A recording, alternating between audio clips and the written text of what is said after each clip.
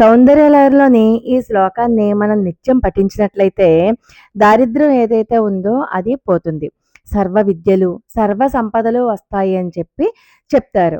నిత్యం వీలైనంత సార్లు ప్రతిరోజు కూడా అమ్మవారి పాదాల మీద మన దృష్టిని భక్తి శ్రద్ధలతో పెట్టి ఈ శ్లోకాన్ని పఠించినట్లయితే, వీలైనన్ని సార్లు విన్నట్లయితే దారిద్ర్య బాధ పోతుంది.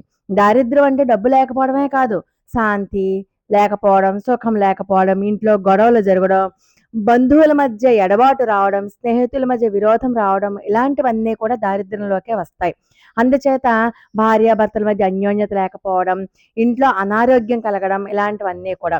అందుచే అవిద్యానామంతస్తిమిరమిహిరద్వీపనగరీ జడానాం చైతన్యస్తబకమకరంద శృతిఝరీం దరిద్రాణాం చింతామణిగుణనికా జన్మజలదౌ నిమగ్నానాం దంష్ట్రా మురరిపువరాహస్య భవతి.